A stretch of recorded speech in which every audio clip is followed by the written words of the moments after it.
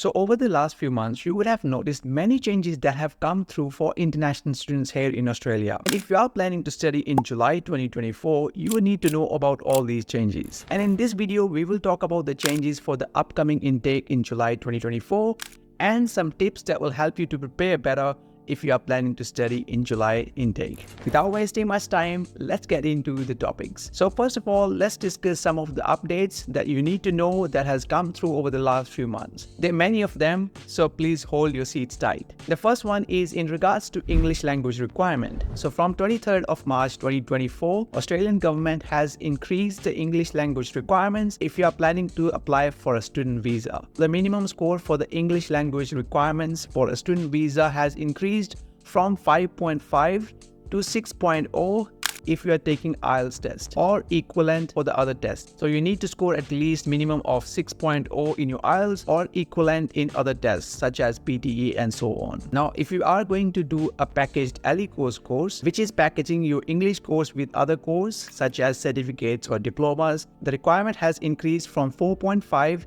to 5.0 as a minimum. Again, this is in terms of IELTS tests or equivalent in other English tests. However, if you're going to do RSA course only or a foundation program for your university, then there are no changes to those core requirements. Have a look at this screenshot here where we mention about all the requirements in terms of your English language for your student visas. This gives you an overview of what you need to achieve if you are planning to study in Australia in terms of IELTS or PTE scores. You're welcome to take a screenshot of it. Moving on to the second change, which is the GS requirement. On 23rd of March 2024, Australian government also introduced new genuine student requirements. This genuine student requirement has replaced GTE, genuine temporary entrant. Now, there is a new format for this new GS requirement. In the past, in GTE statement, you had to write a 300-word statement, which is now replaced with the new format of set of targeted questions that you will need to answer. The maximum word limit for each of these questions is 150 words. These targeted questions relates to the current situation of you as an applicant. So what is your financial situation, your family situation, your home country situation, and also regarding your course, why you're choosing a specific course, what is making you choose a specific education provider, how choosing this course benefits your career. There are more specific questions we have mentioned in one of our previous videos where we discuss in bit more detail about these questions and what are the expectations by the Department of Home Affairs. So if you want to watch that video, we will leave a link of that in the description box below. The next thing you need to know about is temporary graduate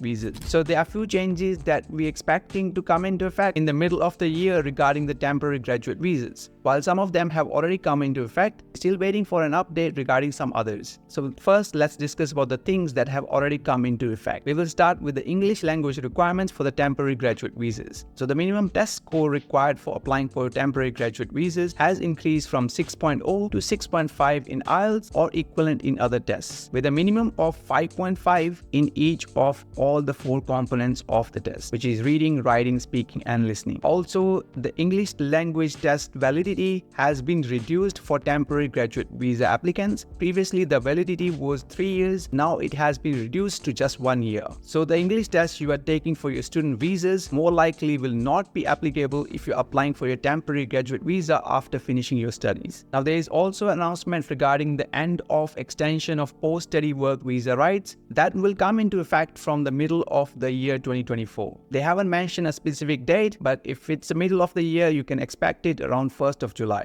Basically, this extension of post-study work visas were announced only last year from 1st of July 2023, where certain qualifications with a skills shortage in Australia were able to get additional 2 years of post-study work visas. But now from the middle of the year, that will not be available, as government has scrapped this extension on post-study work visas for those courses in the areas of skills shortage. Also, the government is planning to reduce the age of temporary graduate visas from 50 years to 35 years. This has not been implemented yet, but we are waiting for an update regarding when it will be actually implemented. But it is going to happen sometime in the future. Now, another update, you probably have heard about it already, as it came in the late last year already, which was about meeting financial requirements. Some student visa applicants are required to show their financial capacity to study in Australia, and that financial capacity has increased from the 1st of October 2023. So you need to show a minimum of $24,505 in your savings if you are planning to apply for your student visa for Australia. As I mentioned earlier, this has already came into effect last year, but it is important for you to note as you're planning to study in July intake. Now, some other news updates that you need to be mindful of also, as there has been a report regarding high student visa rejection rates and also delays in getting student visas. Over the last few months, we have been hearing the news regarding the high student visa rejections by the Department of Home Affairs, and there has been reports regarding delays in getting student visas as well. And here are a couple of possible changes that the government is still considering that has been reported by the media in Australia. Please note that these changes has not come into effect yet, but the government is actively considering these options. We really hope they don't come into effect, because they are not really positive ones. The first one is possibility of cap on international student numbers. So recently it was reported that there are more than 700,000 international students studying in Australia, and there has been a lot of talk in terms of capping the student numbers, something similar to what Canada has already done, and government is actively considering that option. So you need to keep in mind when you're applying for your visas for the July 2024 intake. The other thing government is also considering is increase in student visa fee. Currently, it is sitting around 710 Australian dollars. So you need to have at least $710 to apply for a student visa if you're planning to study in Australia. But the government is considering to substantially increase these fees. In the media, there were some reports that they might be considering to increase it up to $2,500. Yes, that sounds outrageous, and we believe it is outrageous because Australia is already one of the most expensive countries when it comes to student visa fee. So putting the prices up 3 times more is just insanity.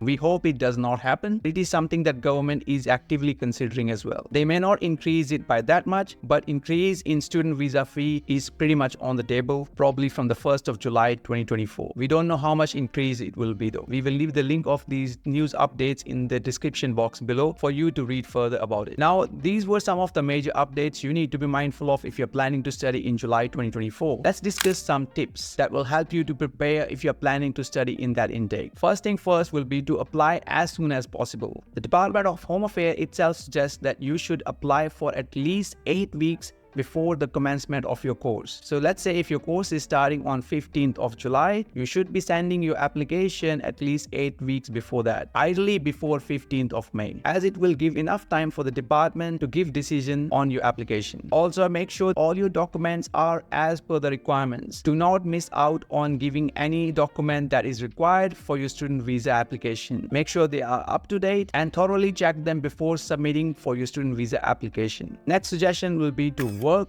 with your education agent or migration agent closely. Don't just leave everything for the migration agent or the education agent. They probably have thousands of other applicants like yourself. So it is your responsibility to work closely with them when you're submitting your application. Get in touch with them regularly. Make sure you provide all the documents as quickly as possible to them and work along with them to make the whole visa process smoother. Also, in terms of planning for your arrival in Australia, I suggest you to do a couple of things. First thing will be to book your accommodation as early as possible. As you get some decision regarding your visa, very importantly, start looking up for student accommodation. It has been quite a difficult time for people to get a student accommodation. Not only students, even the local residents are finding it difficult to get an accommodation here. And we have been saying this for a while now, as this is the reality everyone is facing. So I suggest you to book your accommodation as soon as you get a decision regarding your visa, hopefully positively. If you want to look for accommodation options, we've got a link in the description box below. You can search up accommodation near your university via that link. So I highly suggest you to check that link and compare the prices as well. We also got a ton of resources regarding how to find accommodation. So feel free to search through the channel, as we have plenty of videos regarding finding accommodation in Australia. Last but not the least, and very importantly, prepare yourself for part-time work before arriving in Australia. Getting a part-time job as an international student has been quite tough for some students. students. The reality is that many students have come over the last couple of years and getting a part-time job has become difficult, especially for the students who are just arriving. So my suggestion would be to start preparing yourself beforehand. Some of the suggestions I would give it to you is work on your resume and cover letter before arriving. If you need a template for that, we got a free one on our website. Check the link in the description for that. I also suggest you start undertaking some short courses that can help you to land a job. We've got a separate video regarding that also, so please check the description for that. You could pick up some skills in some online work as well, such as video editing, social media marketing, photography, videography, so that can help you to land jobs faster. And if you can't find work in Australia, at least you can get some work online. We got a short course regarding finding a part-time work in Australia coming soon as well. We will leave a link of that in the description box below as soon as it's ready, or we will pin it in the comment section as well. I also recommend you to subscribe to our newsletter, which is obviously free for you to sign up, as we will update the students as soon as the course is ready. The course will be less than an hour long, but it will give you all the important information that you need to know before arriving in Australia, so that you can find part-time work as soon as you arrive. Well, I hope you find this information useful. In case you need to know about the new GS requirements, then I suggest you to check this video here, where I talk about what are the new changes that has come into effect for the genuine student requirement. So click on that video there and I'll see you there.